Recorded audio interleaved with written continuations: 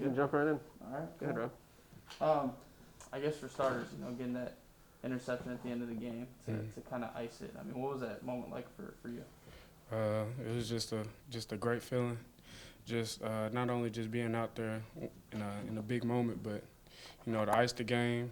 That's just you know it's kind of like a dream. Especially not have been not have played a lot of snaps up to that point. Just having to fill a role in such a quick turnaround. I think it was a pretty big moment that I'll never forget. Yeah, and I mean, obviously you've been, like you said, maybe not getting as many snaps over the years. I mean, just what are you trying to do to make the most of your opportunity at this moment?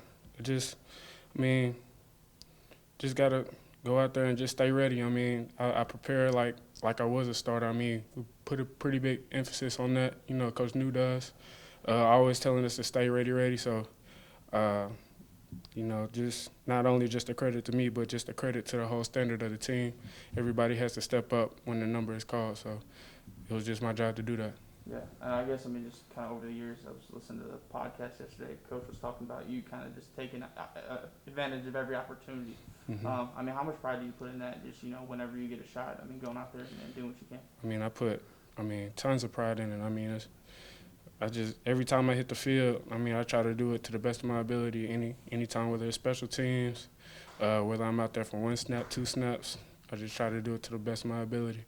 And talking to my parents back home, they know that I haven't played that many snaps up to this point, but they always just tell me to keep my head high and just stay ready, and that's why I do. Sure. And then I guess coming into this week against Miami for you guys, what's the mentality like? Is it a different feeling kind of this week? Yeah.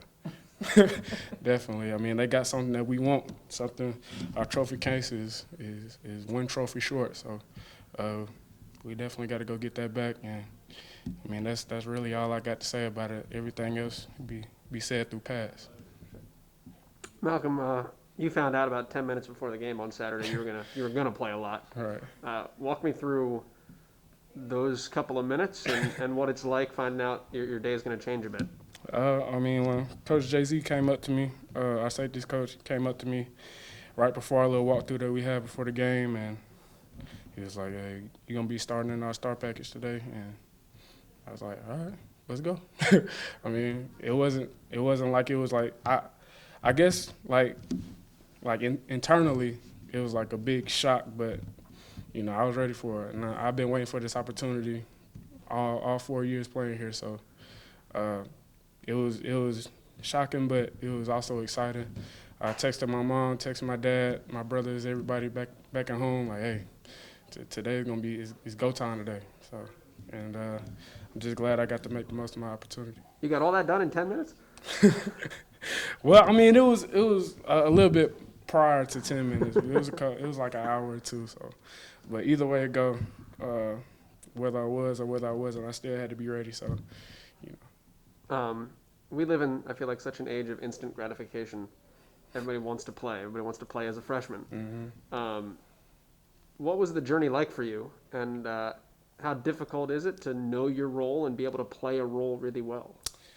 For my journey specifically, the safety room, we got Bryce Cosby, we got Brett Anderson, two guys who had lots of experience, starting since they were freshmen. I gray-shirted. I graduated high school the same year as them, gray-shirted, so that means I came in a year after them.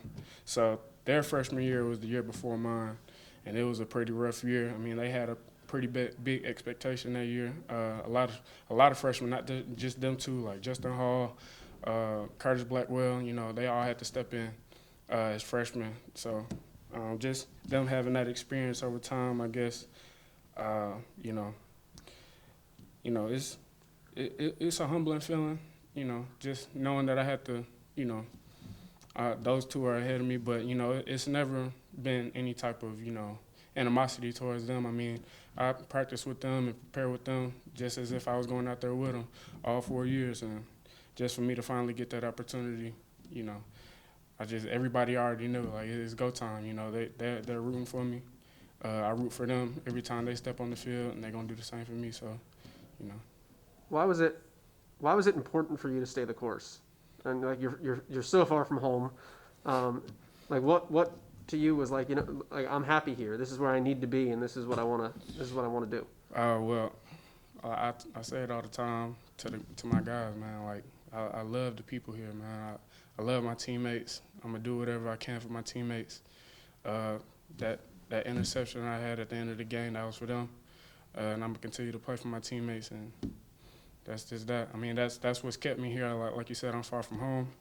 My parents don't really get to make too many games, but they're always watching, and they always gonna support me from however far, whether they're across the country or across the world, they gonna support me. So I just know I got a good supporting cast at home, and I got a good supporting cast here, and the coaches and my teammates, they always believed in me, and it's satisfying to see that it's paying off. Thanks, Mal. No problem.